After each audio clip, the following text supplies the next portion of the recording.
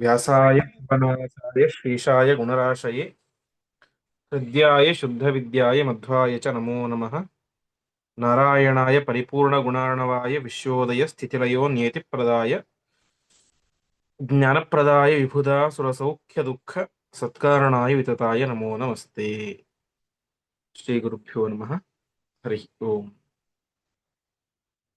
14ನೇ ಅಧ್ಯಾಯದಲ್ಲಿ ನಾವು ನೋಡಿದಂತೆ ಆ ಪಾಂಡವರೆಲ್ಲರೂ ಕೂಡ ತಮ್ಮ ತಂದೆಯನ್ನು ಕಳೆದುಕೊಂಡು ಹಸ್ತಿನಾವತಿಗೆ ಬರ್ತಾರೆ. ಆಗಾಗ ಸಾಕ್ಷಾತ್ ವೇದವ್ಯಾಸ ದೇವರೇನೆ ಬಂದು ಇವರು ಪಾಂಡುವಿನ ಪಾಂಡು ಬದುಕಿದ್ದಾಗಲೇನೆ ಅವನ ಅಪ್ಪಣೆಯಂತೆ ನಿಯೋಗ ಪದ್ಧತಿಯ ಮೂಲಕ ಪಡೆದಂತ ಮಕ್ಕಳಾಗಿದ್ದ ಅಂತ ಒಪ್ಪಿಸ್ತಾರೆ.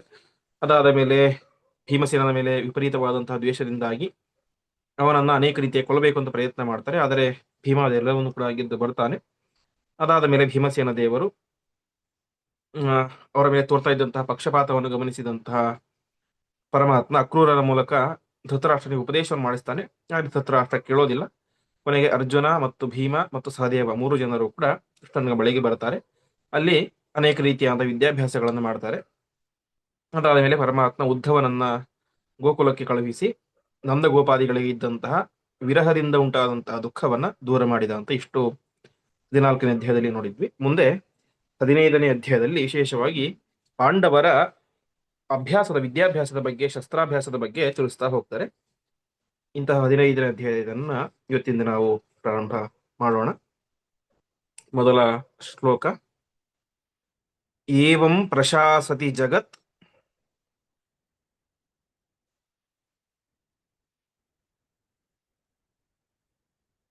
ಪುರುಷೋತ್ತಮೇಸ್ಮಿನ್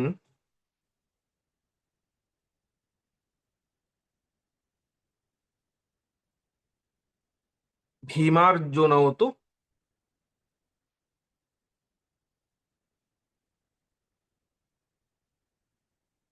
ಸಹದೇವಯುತಾವನುಜ್ಞಾಂ.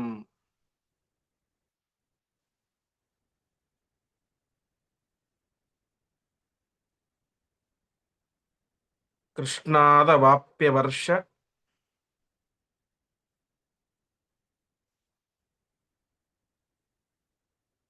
ತ್ರಿತಯಾತ್ ಪುರಂ ಸ್ವಂ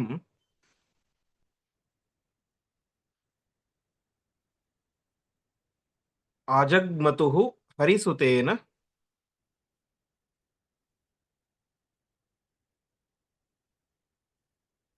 ವಿಶೋಕ ನಾಮ್ನಾ.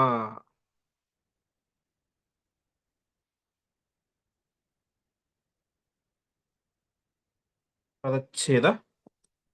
ಏವಂ ಪ್ರಶಾಸತಿ ಜಗತ್ ಪುರುಷೋತ್ತಮೇ ಅಸ್ಮಿನ್ ಭೀಮಾರ್ಜುನೌ ತು ಸಹದೇವಯುತೌ ಅನುಜ್ಞಾಂ ಕೃಷ್ಣಾತ್ ಅವಾಪ್ಯ ವರ್ಷತ್ರಿತಯಾತ್ ಪುರಂ ಸ್ವಂ ಆಜಗ್ಮತುಃ ಹರಿಸುತೇನ ವಿಶೋಕ ನಾಮ್ನಾ.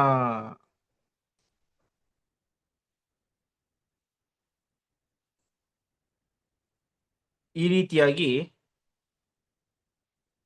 ಪುರುಷೋತ್ತಮೆ, ಸರ್ವೋತ್ತಮನಾದಂತಹ ಪರಮಾತ್ಮ ಜಗತ್ತನ್ನ ಕಾಪಾಡ್ತಾ ಇದ್ದಾನೆ. ಪ್ರಶಾಸತಿ ಜಗತ್ ಪುರುಷೋತ್ತಮೇಸ್ಮಿನ್. ಆ ಸಂದರ್ಭದಲ್ಲಿ ಭೀಮಸೇನ ಮತ್ತು ಅರ್ಜುನ ಮತ್ತು ಸಹದೇವ ಅಲ್ಲಿ ಇದ್ದರು, ಕೃಷ್ಣನ ಹತ್ರ ಇದ್ದ ಅಂತ ಕೇಳಿದ್ವಿ. ಒಟ್ಟು ಎಷ್ಟು ದಿವಸ ಇದ್ರು ಅಂತ ಹೇಳಿದ್ರೆ ವರ್ಷತ್ರಿತಯಾತ್, 3 ವರ್ಷಗಳ ಕಾಲ ಭೀಮಾರ್ಜುನ ಮತ್ತು ಸಹದೇವ ಈ 3 ಜನರು ಕೂಡ ಕೃಷ್ಣನ ಹತ್ರ ಇದ್ರು. ಕೃಷ್ಣನ ಹತ್ರ ಇದ್ದು ವಿದ್ಯಾಭ್ಯಾಸ ಎಲ್ಲವೂ ಕೂಡ ಮಾಡಿದ್ರು. ಅದಾದ ಮೇಲೆ ಆ ಕೃಷ್ಣಾತ್ ಅನುಜ್ಞಾಂ ಅವಾಪ್ಯ, ಅಧ್ಯಯನ ಆದ ಮೇಲೆ ಪರಮಾತ್ಮನ ಹತ್ತಿರ ಅಪ್ಪಣೆಯನ್ನು ಪಡೆದುಕೊಂಡು ತಾವು ತಮ್ಮ ನಗರಕ್ಕೆ ವಾಪಸ್ ಬಂದರು. ಹೋಗ್ಬೇಕಾದ್ರೆ ಹೋಗಿದ್ದು 3 ಜನ, ಭೀಮಸೇನ, ಅರ್ಜುನ, ಸಹದೇವ. ವಾಪಸ್ ಹೋಗ್ಬೇಕಾದ್ರೆ ಏನಾಯ್ತು, ಅಜಗ್ಮತುಃ ಹರಿಸುತೇನ ವಿಶೋಕ ನಾಮ್ನ. ಪರಮಾತ್ಮನ ಮಗ ಹರಿಸುತ ಅಂದ್ರೆ ಪರಮಾತ್ಮನ ಮಗ ವಿಶೋಕ ಅಂತ ಒಬ್ಬ ಇದ್ದ. ಆ ವಿಶೋಕನ ಜೊತೆಗೆ ಈ 3 ಜನರು ಕೂಡ ತಮ್ಮ ಪಟ್ಟಣಕ್ಕೆ ಹಸ್ತಿನಾವತಿಗೆ ಬಂದರು ಎಂಬುದಾಗಿ ತಿಳಿಸ್ತಾ ಇದ್ದಾರೆ. ಅಂದ್ರೆ ವಿಶೋಕನನ್ನ ಪರಮಾತ್ಮ ಭೀಮಸೇನನಿಗೆ ಸಾರಥಿಯನ್ನಾಗಿ ವ್ಯವಸ್ಥೆ ಮಾಡಿದ್ದ. ಹಾಗಾಗಿ ಆ 3 ಜನ ಪಾಂಡವರ ಜೊತೆಗೆ ತನ್ನ ಮಗನಾದಂತಹ ವಿಶೋಕನನ್ನು ಕೂಡ ಪರಮಾತ್ಮ ಕಳಿಸಿಕೊಟ್ಟ. ಮುಂದೆ ಸೈರಂದ್ರಿಕೋದರ ಭವಃ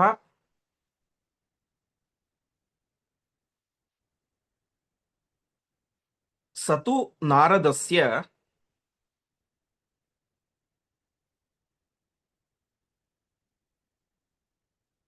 ಶಿಷ್ಯೋ ವೃಕೋದರ ರಥಸ್ಯ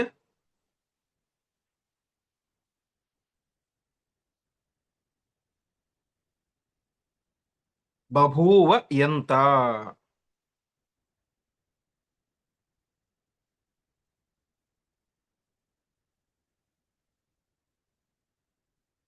ಯಾ ಪಿಂಗಲಾನ್ಯಭವ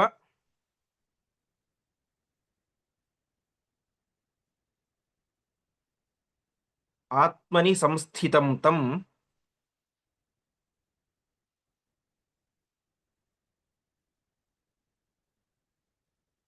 ಸಂಸ್ಮೃತ್ಯ ಕಾಂತಂ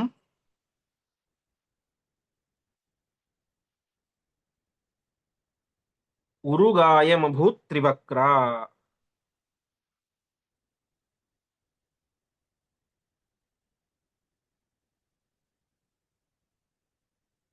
ಪದಚ್ಛೇದ ಸೈರಂಧ್ರಿಕಾ ಸೈರಂಧ್ರಿಕೋದರ ಭವ, ಒಟ್ಟಿಗೆ ಪದ ಅದು. ಸೈರಂಧ್ರಿಕೋದರ ಭವ ಸಹ ತು ನಾರದಸ್ಯ ಶಿಷ್ಯ ವೃಕೋದರ ರಥಸ್ಯ. ಹೈವೇದ ಪುರಾಣಿಕರ ಹಳೆಯ ಪುಸ್ತಕಗಳಲ್ಲಿ ಶಿಷ್ಟ ಅಂತ ಇದೆ, ಅದು ಶಿಷ್ಯ ಅಂತ ಆಗಬೇಕು. ಶಿಷ್ಯ ವೃಕೋದರ ರಥಸ್ಯ ಬಭೂವ ಯಂತ ಯಾ ಪಿಂಗಲ ಅನ್ಯಭವೆ ಆತ್ಮನಿ ಸಂಸ್ಥಿತಂ ತಂ ಸಂಸ್ಮೃತ್ಯ ಕಾಂತಂ ಉರುಗಾಯಂ ಅಭೂತ್ ತ್ರಿವಕ್ರ.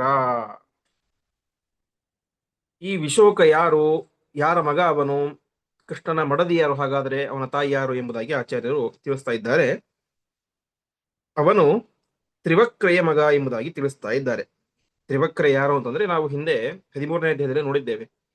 ಕಂಸನ ನಗರವಾದಂತಹ ಮಥುರಾ ಪಟ್ಟಣಕ್ಕೆ ಕೃಷ್ಣ ಬಂದಾಗ ಕಂಸನಿಗೆ ಗಂಧವನ್ನು ನೀಡಿದಂತಹ ಒಬ್ಬಳಿದ್ದಳ ಕುಬ್ಜೆ, ತ್ರಿವಕ್ರೆ, ಅವಳ ಮಗ ಇವನು. ಆಚಾರ್ಯ ಹೇಳ್ತಾ ಇದ್ದಾರೆ ಸೈರಂಧ್ರಿಕೋದರ ಭವಃ ಅಂತ. ಸೈರಂಧ್ರಿ ಅಂತಂದ್ರೆ ಬ್ಯೂಟಿಷಿಯನ್ ಅಂತ. ಒಟ್ಟದಲ್ಲಿ ಗಂಧ ತೆಗೆಯೋದು, ಗಂಧ ಹಚ್ಚೋದು, ಈ ರೀತಿಯಾಗಿ ಒಂದು ರೀತಿಯಾಗಿ ಅಲಂಕಾರವನ್ನು ಮಾಡುವಂತ ಒಂದು ಹೆಣ್ಣು, ಅವಳಿಗೆ ಅದಕ್ಕೆ ಸೈರಂಧ್ರಿ ಅಂತ ಕರೀತಾರೆ. ಹೀಗೆ ಇವನೇನಾಗಿದ್ದ ವಿಶೋಕ ಸೈರಂಧ್ರಿಕೋದರ ಭವಃ, ಆ ಸೈರಂಧ್ರಿಯಾದಂತಹ ಒಬ್ಬ ಕಲಾವಿದೆಯಾದಂತಹ ತ್ರಿವಕ್ರೆಯ ಉದರ ಭವ, ಹೊಟ್ಟೆಯಲ್ಲಿ ಹುಟ್ಟಿದಂಥವನು. ಯಾರಿಗೆ? ಕೃಷ್ಣ ಮತ್ತು ತ್ರಿವಕ್ರೆಯರ ಮಗ ಈ ವಿಶೋಕ ಅಂತ. ಇವನೇನಾಗಿದ್ದ ಸತು ನಾರದಸ್ಯ ಶಿಷ್ಯ, ನಾರದರ ಶಿಷ್ಯನಾಗಿದ್ದ. ನಾರದರಲ್ಲಿ ಅನೇಕ ರೀತಿಯಾದಂತಹ ವಿದ್ಯಾಭ್ಯಾಸವನ್ನು ಮಾಡಿದಂತಹ ದೊಡ್ಡ ಜ್ಞಾನಿಯಾಗಿದ್ದ. ಇಂತಹ ಇವನನ್ನ, ವಿಶೋಕನನ್ನ, ಪರಮಾತ್ಮ ತಾನೇ ಮಾಡಿದ ವೃಕೋದರ ರಥಸ್ಯ ಬಭೂವ ಯಂತ. ವೃಕೋದರ ಅಂದ್ರೆ ಭೀಮಸೇನ, ಭೀಮಸೇನ ದೇವರ ರಥಕ್ಕೆ ಯಂತ, ಯಂತ ಅಂದ್ರೆ ನಡೆಸುವಂಥವನು, ಸಾರಥಿಯನ್ನಾಗಿ ಮಾಡಿದ. ಈ ತ್ರಿವಕ್ರೆ ಯಾರು ಹಾಗಾದ್ರೆ ಅಂತಂದ್ರೆ, ಮೂಲತಃ ಅವಳು ಯಾ ಪಿಂಗಲ ಅನ್ಯಭವೇ. ಅನ್ಯ ಅಂದ್ರೆ ಬೇರೆ, ಭವ ಅಂದ್ರೆ ಜನ್ಮ. ಹಿಂದಿನ ಜನ್ಮದಲ್ಲಿ ಅವಳು ಏನಾಗಿದ್ಲು? ಪಿಂಗಲ ಎನ್ನುವಂತಹ ವೇಶ್ಯೆಯಾಗಿದ್ಲು. ನಾವು ಭಾಗವತದ ಏಕಾದಶ ಸ್ಕಂದದಲ್ಲಿ ನೋಡ್ತೇವೆ, ಅಲ್ಲಿ ಅವಧೂತ ಗೀತೆ ಅಂತ ಬರುತ್ತೆ. ಅಲ್ಲಿ 24 ಜನರು ನನಗೆ ಗುರುಗಳಾಗಿದ್ದರು ಅಂತ ಅವಧೂತ ಹೇಳ್ಕೊಳ್ತಾನೆ. ಹೆಬ್ಬಾವು, ವೇಶ್ಯೆ, ಅದು ಇದೆಯಲ್ಲ, ಕಣಜದ ಹುಳು ಎಲ್ಲ ಹೇಳ್ಕೊಳ್ತಾರೆ. ಅಲ್ಲಿ ಒಂದು ವೇಶ್ಯ ಕಥೆಯನ್ನ ಅವಧೂತ ಹೇಳ್ತಾನೆ. ಪಿಂಗಳ ಎನ್ನುವಂತಹ ವೇಶ್ಯೆಯ ಮೂಲಕ ನಾನು ಪಾಠವನ್ನು ಕಲಿತೆ ಅಂತ. ಆ ಭಾಗವತದಲ್ಲಿ ಬರುವಂತಹ ಪಿಂಗಳ ಏನಿದ್ದಾಳಲ್ಲ, ಆ ಪಿಂಗಳೆಯೇನೆ ಇಲ್ಲಿ ತ್ರಿವಕ್ರೆಯಾಗಿ ಹುಟ್ಟಿದ್ದಾಳೆ. ಯಾಕೆ ಅಂತಂದ್ರೆ, ಆತ್ಮನಿ ಸಂಸ್ಥಿತಂ ಉರುಗಾಯಂ ಕಾಂತಂ ಸಂಸ್ಮೃತ್ಯ. ಅವಳು, ನಾವು ಭಾಗವತದಲ್ಲಿ ಕೇಳ್ತೇವೆ, ಅವಳೊಬ್ಬ ವೇಶ್ಯಾಸ್ತ್ರಿ. ಪ್ರತಿನಿತ್ಯರು ಕೂಡ ಪುರುಷರು ಬರಬೇಕು, ಭೋಗವನ್ನು ಮಾಡಬೇಕು, ದುಡ್ಡನ್ನು ಕೊಡಬೇಕು ಅಂತ ಬಯಸುವಂತ ಒಂದು ವೇಶ್ಯೆ. ಒಂದು ದಿವಸ ಯಾರು ಕೂಡ ಪುರುಷರು ಬರಲೇ ಇಲ್ಲ. ಆವಾಗ ಅವಳಿಗೆ ಅನ್ಸುತ್ತೆ, ನನ್ನ ಒಳಗಡೆಯೇನೆ ನಿತ್ಯ ಆನಂದವನ್ನು ನೀಡುವಂತಹ ಪರಮಾತ್ಮ ಇದ್ದಾನೆ, ಅವನನ್ನು ಬಿಟ್ಟು ನಾವು ಬೇರೆ ಯಾರನ್ನು ಹುಡುಕ್ಬೇಕು ಅಂತ ಅವಳಿಗೆ ಜ್ಞಾನೋದಯ ಆಗುತ್ತೆ. ಹಾಗೆ ಅವಳೇನ್ ಮಾಡಿದಳು, ಅನ್ಯಭವೆ, ಹಿಂದಿನ ಜನ್ಮದಲ್ಲಿ ಆತ್ಮನಿ ಸಂಸ್ಥಿತಂ, ತನ್ನ ಒಳಗಡೆಯೇನೆ ಅಂತರ್ಯಾಮಿಯಾಗಿರುವಂತಹ ಕಾಂತಂ ಉರುಗಾಯಂ. ಉರುಗಾಯ ಅಂದ್ರೆ ಹಿಂದೆ ನಾನು ಒಂದ್ಸಲ ಹೇಳಿದಂತೆ ಹಿಂದಿನ ಅಧ್ಯಾಯದಲ್ಲಿ ಬಂದಿತ್ತು. ಉರುಗಾಯ ಅಂದ್ರೆ, ಉರು ಅಂದ್ರೆ ಹೆಚ್ಚು, ಗಾಯ ಅಂದ್ರೆ ಕನ್ನಡದ ಗಾಯ ಅಂತ ಅರ್ಥ ಅಲ್ಲ, ಸ್ತೋತ್ರ ಮಾಡಿಸಿಕೊಳ್ಳುವಂಥವನು ಅಂತ. ಹಾಗಾಗಿ ಉರುಗಾಯ ಅಂದ್ರೆ ಹೆಚ್ಚು ಸ್ತೋತ್ರ ಮಾಡಿಸಿಕೊಳ್ಳುವಂಥವನು ಪರಮಾತ್ಮ. ಹೀಗೆ ಆ ವೇಶ್ಯ ಏನ್ ಮಾಡಿದಳು, ತನ್ನ ಒಳಗಡೆ ಇರುವಂತಹ ಉರುಗಾಯನನ್ನೇ, ಪರಮಾತ್ಮನನ್ನೇ ಕಾಂತಂ, ಕಾಂತ ಅಂತಂದ್ರೆ ಪತಿ ಅಂತ ಹಿಂದಿನ ಒಂದ್ಸಲ ಹೇಳಿದ್ದೆ. ಕಾಂತ ಅಂದ್ರೆ ಹೆಂಡತಿ, ಕಾಂತ ಅಂತಂದ್ರೆ ಗಂಡ ಅಂತ. ಹೀಗೆ ಪರಮಾತ್ಮನನ್ನೇ ತನ್ನ ಗಂಡನನ್ನಾಗಿ ಧ್ಯಾನ ಮಾಡಿದಳು. ಅದರ ಫಲವಾಗಿ ಅವಳೇನಾದ್ಲು, ಈ ಜನ್ಮದಲ್ಲಿ ತ್ರಿವಕ್ರೆಯಾಗಿ ಹುಟ್ಟಿದಳು. ಆ ಕಥೆಯನ್ನು ಕೇಳಿದ್ವಿ, ಗಂಧ ಕೊಟ್ಲು ಅಂತ. ಆವಾಗ ಆ ತ್ರಿವಕ್ರೆ ಕೇಳ್ತಾಳೆ ಪರಮಾತ್ಮನ ಹತ್ತಿರ, ಪರಮಾತ್ಮ ನನಗೆ ನಿನ್ನ ಅಂಗಸಂಗವನ್ನು ಕೊಡು ಎಂಬುದಾಗಿ. ಆಯಾಮಿ ಕಾಲತ ಇತಿ ಪ್ರಹಸನ್ನ ಮುಂಚತ ಅಂತ 13ನೇ ಅಧ್ಯಾಯದಲ್ಲಿ ಬರುವಂತೆ ಪರಮಾತ್ಮ ಹೇಳ್ತಾನೆ. ಅದಕ್ಕೆ ಕಾಲ ಬಂದಾಗ ನಾನು ಬರ್ತೇನೆ ಎಂಬುದಾಗಿ ಹೇಳಿ ಹೋಗಿದ್ದ. ನಂತರ ಆ ಕಾಲ ಬಂತು. ಆ ಕಾಲಕ್ಕೆ ಅನುಗುಣವಾಗಿ ಪರಮಾತ್ಮ ಅವಳಿಗೆ ಅಂಗಸಂಗವನ್ನು ನೀಡಿದ. ಅದೇ ರೀತಿಯಾಗಿ ವಿಶೋಕ ಎನ್ನುವಂತಹ ಉತ್ತಮ ತತ್ವಜ್ಞಾನಿಯಾದಂತಹ ಮಗನನ್ನ ನೀಡಿದ. ಆ ವಿಶೋಕನನ್ನು ಈಗ ಪರಮಾತ್ಮ ಏನ್ ಮಾಡ್ತಾ ಇದ್ದಾನೆ, ಭೀಮಸೇನನ ರಥದ ಸಾರಥಿಯನ್ನಾಗಿ ಮಾಡ್ತಾ ಇದ್ದಾನೆ. ಧರ್ಮಶಾಸ್ತ್ರಗಳಲ್ಲಿ ಹೇಳುವಂತೆ ಮಾತುಹು ಜಾತಿ ಪಿತುರ್ಗುಣಾಹ ಅಂತ. ಮಕ್ಕಳಿಗೆ ಅವರ ಜಾತಿ ಯಾವುದ್ರ ಮೇಲೆ ನಿರ್ಧಾರ ಆಗುತ್ತಿತ್ತಂದ್ರೆ ತಾಯಿಯ ಜಾತಿ ಮೇಲೆ ಅಂತೆ. ತಾಯಿಯ ಜಾತಿ ಬರುತ್ತೆ, ತಂದೆಯ ಗುಣಗಳು ಬರ್ತಾವೆ ಎಂಬುದಾಗಿ ಹೇಳ್ತಾರೆ. ಆ ರೀತಿಯಾಗಿ ಅವನೇನಾಗಿದ್ದ, ಸೂತ ಜಾತಿಯವನಾಗಿದ್ದ. ಹಾಗಾಗಿ ಅವನಿಗೆ ಭೀಮಸೇನ ದೇವರ ರಥದ ಸಾರಥ್ಯವನ್ನು ವಹಿಸುವಂತ ದೊಡ್ಡ ಭಾಗ್ಯವನ್ನ ಪರಮಾತ್ಮ ಅನುಗ್ರಹ ಮಾಡಿಕೊಟ್ಟ. ಹಾಗಾಗಿ ಅವನು ಭೀಮಸೇನ ಮತ್ತು ಅರ್ಜುನ ಸಹದೇವರು ಹೋಗ್ಬೇಕಾದ್ರೆ, ಮಥುರೆಯನ್ನು ಬಿಟ್ಟು ಹಸ್ತಿನಾವತಿ ಹೋಗ್ಬೇಕಾದ್ರೇನೆ ಅವರಿಗೆ ಸಾರಥಿಯಾಗಿ ಅವರೊಟ್ಟಿಗೆ ನಡೆದು ಬಿಟ್ಟ. ಮುಂದೆ ತಂ ಪಂಚರಾತ್ರ ವಿಧಮಾಪ್ಯ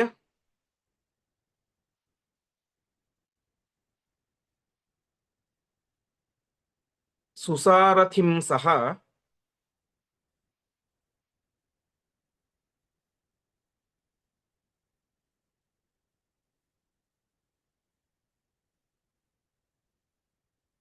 ಭೀಮೋ ಮುಮೋದ ಪುನರಾಪ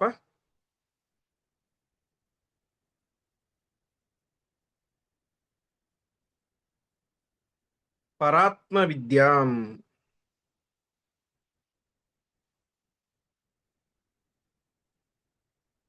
ವ್ಯಾಸಾತ್ ಪರಾತ್ಮತಃ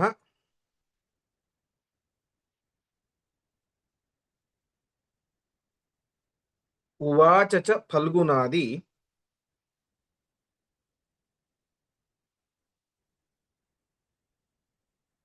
ದೈವೇಶು ಸರ್ವವಿಜಯೀ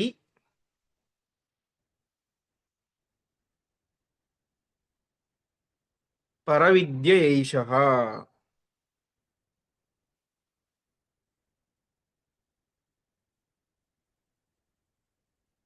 ಪದಚ್ಛೇದ. ತಂ ಪಂಚರಾತ್ರವಿದಂ ಆಪ್ಯ ಸುಸಾರಥಿಂ ಸಹ ಭೀಮಃ ಮುಮೋದ ಪುನಃ ಆಪ ಪರಾತ್ಮವಿದ್ಯಾಂ. ವ್ಯಾಸಾತ್ ಪರಾತ್ಮತಃ ಉವಾಚ ಚ ಫಲ್ಗುನಾದಿದೈವೇಶು ಸರ್ವವಿಜಯಿ ಪರವಿದ್ಯೆಯ ಏಷಃ. ವಿಶೋಕ ಏನೋ ಸಾಮಾನ್ಯ ಜ್ಞಾನಿ ಆಗಿದ್ದಿಲ್ಲ ಅಂತೆ. ಪರಮಾತ್ಮನ ಮಗನಾಗಿ ಹುಟ್ಟಬೇಕಂದ್ರೆ ಒಳ್ಳೆ ಯೋಗ್ಯತೆ ಇರಬೇಕು. ಅಷ್ಟು ಮಾತ್ರ ಅಲ್ಲ, ಅವನು ಪಂಚರಾತ್ರ ವಿಧಮಾಪ್ಯ ಸುಸಾರಥಿಂ ತಂ ಅಂತ ಅವನು ವಿಶೇಷವಾಗಿ ಪಂಚರಾತ್ರ ಆಗಮದಲ್ಲಿ ಪ್ರಖ್ಯಾತ ಜ್ಞಾನಿಯಾಗಿದ್ದ ಅಂತೆ. ಪಂಚರಾತ್ರ ಹಿಂದೆ ನಾನು ಒಂದ್ಸಲ ಹೇಳಿದ್ದೆ, ಪಂಚರಾತ್ರಸ್ಯ ಕೃತ್ಸ್ನಸ್ಯ ವಕ್ತಾ ನಾರಾಯಣ ಸ್ವಯಂ ಅಂತ ಪಂಚರಾತ್ರ ಆಗಮ ಅಂತ ಒಂದು ಗ್ರಂಥ. ಆ ಪಂಚರಾತ್ರ ಗ್ರಂಥವನ್ನ ಅಧ್ಯಯನ ಮಾಡಿದಂಥವನು ಯಾರು? ಈ ವಿಶೋಕ ಅಂತ. ಅದಕ್ಕೆ ವ್ಯಾಖ್ಯಾನಕಾರರು, ಭಾವಚಂದ್ರಿಕಾಕಾರರು ಅಂತ ಒಬ್ಬ ವ್ಯಾಖ್ಯಾನ ಬರೆದಿದ್ದಾರೆ. ಅವರು ಹೇಳ್ತಾರೆ, ಸ್ತ್ರೀ ಶೂದ್ರ ಬ್ರಹ್ಮ ಬಂಧೂರಾಂ ತಂತ್ರಜ್ಞಾನೇಧಿಕಾರಿತ ಏಕದೇಶೇ ಪರೋಕ್ತಿಯೇತು ಮತ್ತು ಗ್ರಂಥ ಪುರಸ್ಸರಂ ಅಂತ. ಅಲ್ಲ, ಅವನೊಬ್ಬ ಸೂತ, ಹಾಗಾಗಿ ಒಂದು ರೀತಿಯಲ್ಲಿ ಕೆಳಮಟ್ಟದ ಜಾತಿಯವನು. ಹಾಗಾಗಿ ಅವನು ಹೇಗೆ ಪಂಚರಾತ್ರಾಗಮವನ್ನು ಅಧ್ಯಯನ ಮಾಡಿದ ಅಂತ ಪ್ರಶ್ನೆ ಮಾಡಿಕೊಂಡು ಅವರು ಬ್ರಹ್ಮಸೂತ್ರ ಭಾಷೆಯಲ್ಲಿ ಆಚಾರ್ಯರು ಹೇಳುವಂತಹ ಮಾತು, ಸ್ತ್ರೀಯರಿಗೆ, ಶೂದ್ರರಿಗೆ ಮತ್ತು ಬ್ರಹ್ಮಬಂಧುಗಳಿಗೆ ಅವರಿಗೆಲ್ಲ ವೇದಜ್ಞಾನದಲ್ಲಿ ಅಧಿಕಾರ ಇಲ್ಲ. ಮತ್ತೆಲ್ಲಿ ಅಧಿಕಾರ ಇದೆ? ತಂತ್ರಜ್ಞಾನ. ತಂತ್ರಜ್ಞಾನ ಅಂತಂದ್ರೆ ಈ ಮಹಾಭಾರತ, ಪಂಚರಾತ್ರ ಮುಂತಾದ ಗ್ರಂಥಗಳಿಗೆ ಅಧಿಕಾರ ಇದೆ. ಹಾಗಾಗಿ ಇವನು ಯಾರು, ವಿಶೋಕ ಆಸ್ತಿಕವಾಗಿ ಒಬ್ಬ ಸೂತ ಅವನು, ಅರ್ಥಾತ್ ರಥವನ್ನು ಓಡಿಸುವಂತಹ ಜನಾಂಗದಲ್ಲಿ ಬಂದಂಥವನು. ಹಾಗಿದ್ದರೂ ಕೂಡ ಅವನಿಗೆ ಅಧಿಕಾರ ಇದೆ. ಅದಕ್ಕೋಸ್ಕರ ಅವನೇನ್ ಮಾಡಿದ, ಈ ಒಂದು ಪಂಚರಾತ್ರ ಗ್ರಂಥವನ್ನ ನಾರದರ ಮೂಲಕ ವಿಶೇಷವಾಗಿ ಅಧ್ಯಯನ ಮಾಡಿ ಅದರಲ್ಲಿ ಒಳ್ಳೆ ನಿಷ್ಣಾತನಾಗಿದ್ದ. ತಂ ಪಂಚರಾತ್ರ ವಿಧಮಾಪ್ಯ ಸುಸಾರಥಿಂ ಸಹ. ಹೀಗೆ ಪಂಚರಾತ್ರಾಗಮದ ವಿಶೇಷ ಜ್ಞಾನಿಯಾದಂತಹ ವಿಶೋಕ ಭೀಮಸೇನನಿಗೆ ಸಾರಥಿಯಾದ. ಭೀಮಸೇನ ದೇವರಿಗೆ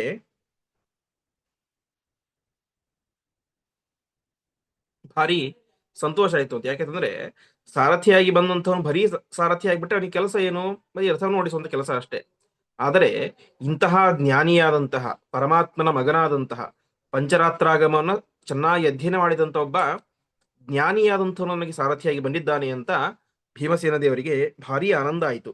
ಸುಸಾರಥಿಂ ಸಹ ಭೀಮಃ ಮುಮೋದ, ಭಾರಿ ಆನಂದವನ್ನು ಪಟ್ಟರು.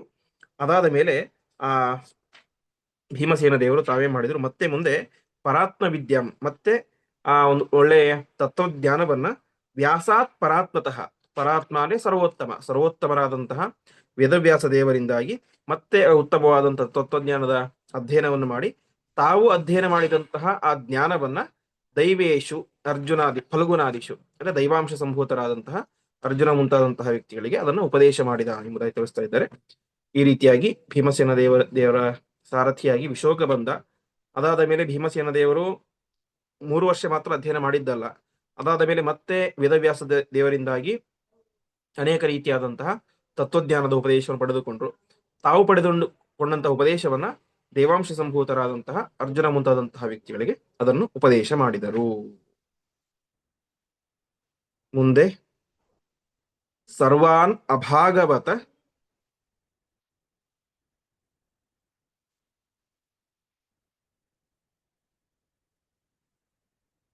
ಶಾಸ್ತ್ರಪಥಾನ್ ವಿಧೂಯ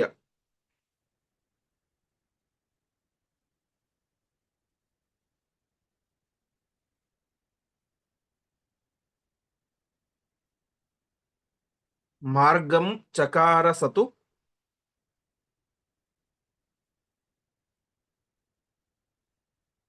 ವೈಷ್ಣವಮೇವ ಶುಭ್ರಂ.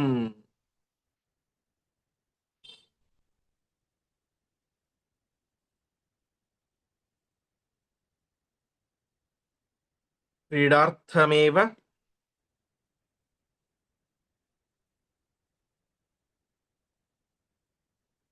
ವಿಜಿಗಾಯ ತಥೋಭಯಾತ್ಮಃ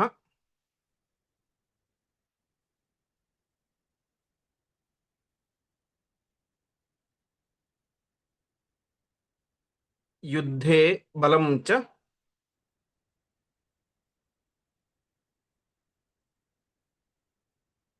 ಕರವಾಕ್ ಪ್ರಭವೇಮಿತಾತ್ಮ.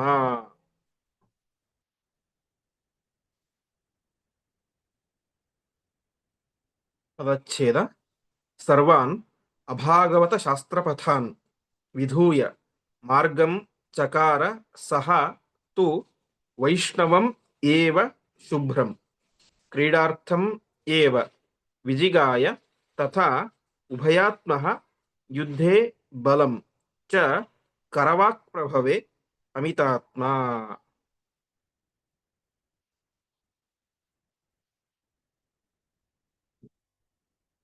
ಈ ರೀತಿಯಾಗಿ ಭೀಮಸೇನ ದೇವರು ವಿಶೇಷವಾದಂತಹ ತತ್ವಜ್ಞಾನದ ಉಪದೇಶವನ್ನು ತಾವು ಉಪದೇಶ ಪಡೆದುಕೊಂಡಿದ್ದನ್ನು ಅನೇಕರಿಗೆ ಉಪದೇಶವನ್ನು ಕೂಡ ಮಾಡಿದರು.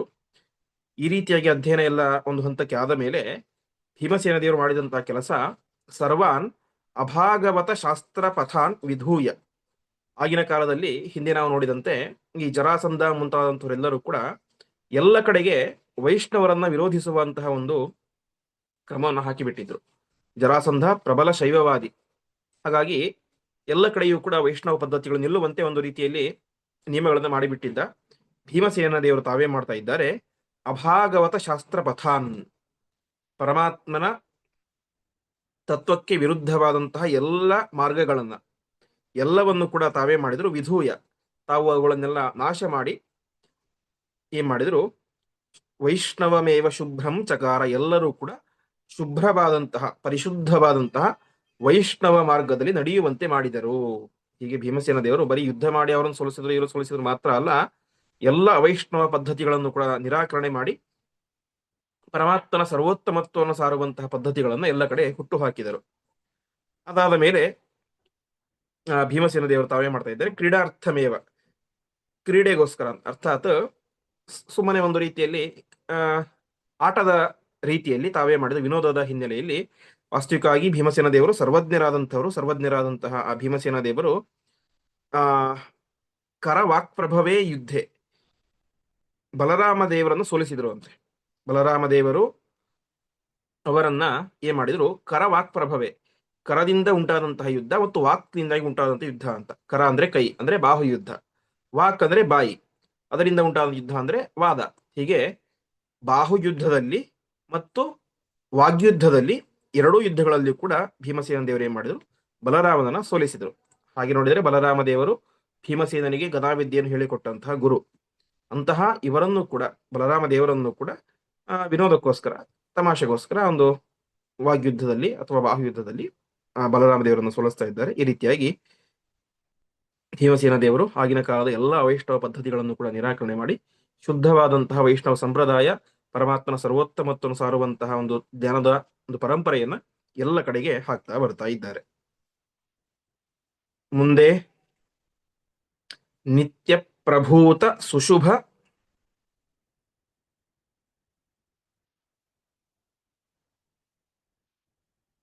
ಪ್ರತಿಭೋಪಿ ವಿಷ್ಣೋ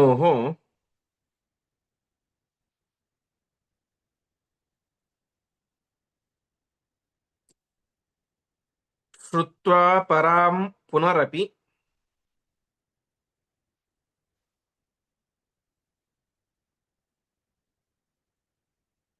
ಪ್ರತಿಭಾಂ ಅವಾಪ.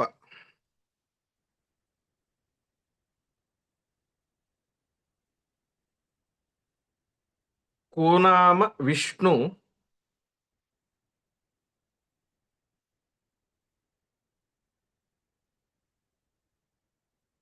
ಅನುಪಜೀವಕ ಆಸಯಸ್ಯ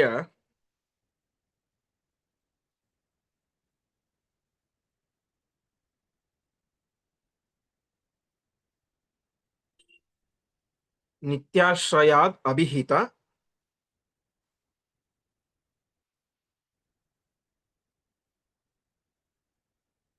ಅಪಿ ರಮಾ ಸದಾಶ್ರೀಹಿ.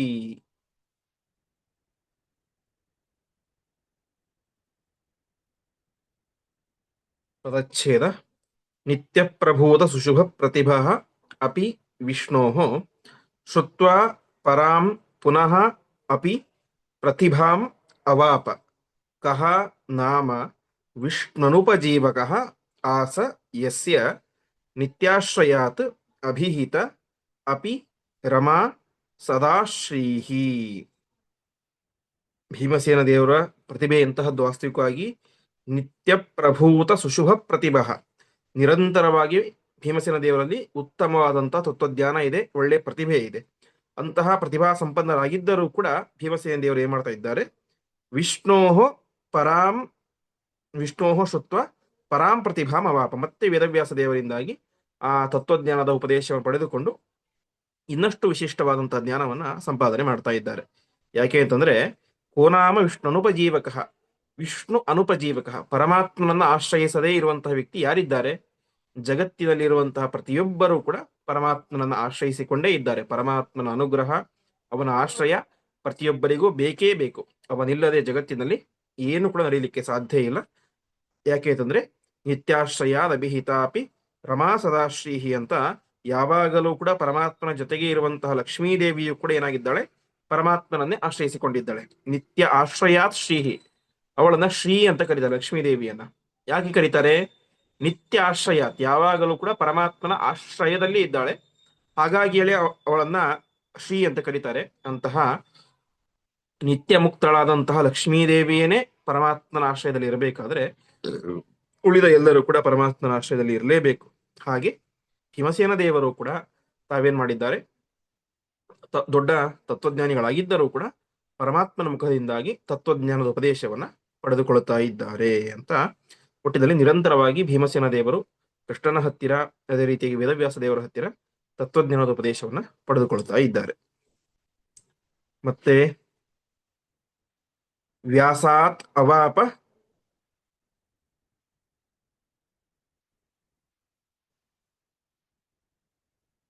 ಪರಮಾತ್ಮ ಸ್ವತತ್ವ ವಿದ್ಯಾಂ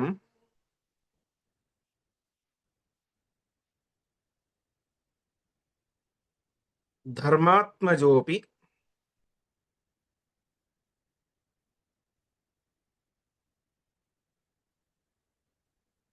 ಸತತಂ ಭಗವತ್ ಪ್ರಪನ್ನಃ.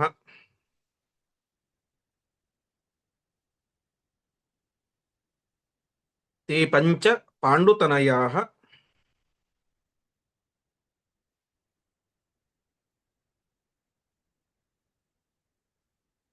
ಮುಮುದುಃ ನಿತಾಂತಂ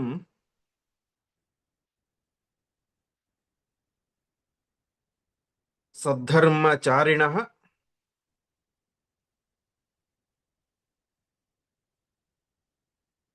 ಉರುಕ್ರಮ ಶಿಕ್ಷಿತಾರ್ಥಾಃ.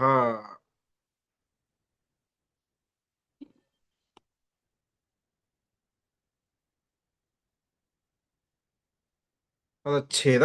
ವ್ಯಾಸಾತ್ ಅವಾಪ ಪರಮಾತ್ಮ ಸುತತ್ವ ವಿದ್ಯಾಂ ಧರ್ಮಾತ್ಮಜಃ ಅಪಿ ಸತತಂ ಭಗವತ್ ಪ್ರಪನ್ನಃ ತೇ ಪಂಚ ಪಾಂಡುತನಯಾಃ ಮುಮುದುಃ ನಿತಾಂತಂ ಸದ್ಧರ್ಮಚಾರಿಣಃ ಉರುಕ್ರಮ ಶಿಕ್ಷಿತಾರ್ಥಾಃ.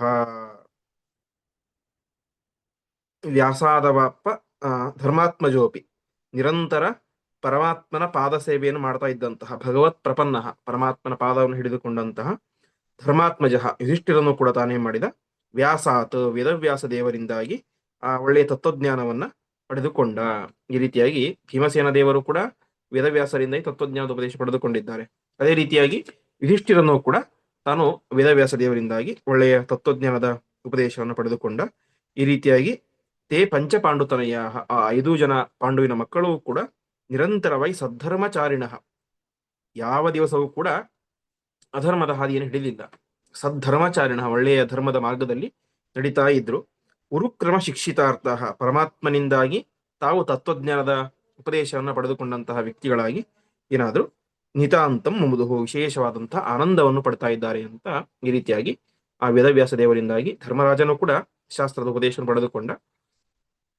ಅದೇ ರೀತಿಯಾಗಿ ಭೀಮಸೇನ ದೇವರು ತಾವು ಉಪದೇಶ ಪಡೆದುಕೊಂಡಂತಹ ಅಂಶವನ್ನ ಅರ್ಜುನ ಮುಂತಾದಂತಹ ಪಾಂಡವರಿಗೂ ಕೂಡ ಉಪದೇಶವನ್ನು ಮಾಡಿದರು. ಈ ರೀತಿಯಾಗಿ ವೇದವ್ಯಾಸ ದೇವರಿಂದಾಗಿ ತತ್ವಜ್ಞಾನದ ಉಪದೇಶವನ್ನು ಪಡೆದುಕೊಂಡು ನಿರಂತರವಾಗಿ ಆ ಪಂಚ ಪಾಂಡವರು ಕೂಡ ಆನಂದವನ್ನು ಪಡ್ತಾ ಇದ್ದಾರೆ ಅಂತ. ಅಂದ್ರೆ ನಿಜವಾದಂತಹ ಒಬ್ಬ ಸಾಧಕನ ಲಕ್ಷಣ ಬೇರೆ ಯಾವುದೋ ಲೌಕಿಕ ಸಂಪತ್ತಿನಿಂದಾಗಿ ಇನ್ಯಾವುದರಿಂದಾಗಿ ಕೂಡ ಸಂತೋಷ ಪಡೋದಲ್ಲ.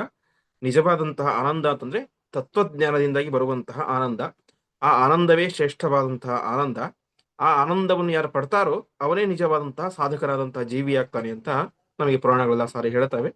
ಆ ರೀತಿಯಾಗಿ ಪಂಚ ಪಾಂಡವರೆಲ್ಲರೂ ಕೂಡ ಆ ತತ್ವಜ್ಞಾನದ ಉಪದೇಶವನ್ನು ಪಡೆದುಕೊಂಡು ಅದರಿಂದಾಗಿ ವಿಶಿಷ್ಟವಾದಂತಹ ಒಂದು ಆನಂದವನ್ನ ಅನುಭವಿಸ್ತಾ ಇದ್ದಾರೆ ಎಂಬುದಾಗಿ ಆಚಾರ್ಯರು ನಮಗೆ ತಿಳಿಸ್ತಾ ಇದ್ದಾರೆ. ಈ ರೀತಿಯಾಗಿ ಒಂದು ಹಂತದ ವಿದ್ಯಾಭ್ಯಾಸ ಇನ್ನೂ ಕೂಡ ದ್ರೋಣಾಚಾರ್ಯರ ಆಗಮನ ಹಸ್ತಿನಾವತಿಗೆ ಆಗಿಲ್ಲ. ಅಲ್ಲಿನ ವಿದ್ಯಾಭ್ಯಾಸ ಪ್ರಾರಂಭ ಆಗಿಲ್ಲ. ಅದರ ಮುಂಚೆ ಏನೆಲ್ಲ ವಿದ್ಯಾಭ್ಯಾಸ ಪಾಂಡವರಿಗೆ ಆಯಿತು ಎಂಬುದಾಗಿ ಆಚಾರ್ಯ ತಿಳಿಸ್ತಾ ಇದ್ದಾರೆ. ಇದಾದ ಮೇಲೆ ದ್ರೋಣಾಚಾರ್ಯರು ಹಸ್ತಿನಾವತಿಗೆ ಕಾಲಿಟ್ಟರು. ಅದಕ್ಕೆ ಪೂರಕವಾದಂತಹ ವಾತಾವರಣಗಳು ಏನೇನು ನಡೀತು ನಿಮಗೆಲ್ಲ ಗೊತ್ತೇ ಇರುವಂತೆ ಪ್ರಸಿದ್ಧವಾಗಿ ಅಶ್ವತ್ಥಾಮಾಚಾರ್ಯರ ಆ ಹಾಲು ಕುಡಿದಂತಹ ಪ್ರಸಂಗ ಅದೆಲ್ಲವೂ ಕೂಡ ಮುಂದೆ ಬರುತ್ತೆ. ಉಳಿದ ಚಿಂತನೆಯನ್ನ ಮತ್ತೆ ನಾಳೆ ಪಾಠದಿಂದಾಗಿ ನೋಡೋಣ ಎಂಬುದಾಗಿ ಹೇಳುತ್ತಾ ಇಂದಿನ ಪಾಠವನ್ನ ಶ್ರೀಕೃಷ್ಣಾರ್ಪಣಮಸ್ತು. ನಮಸ್ಕಾರ.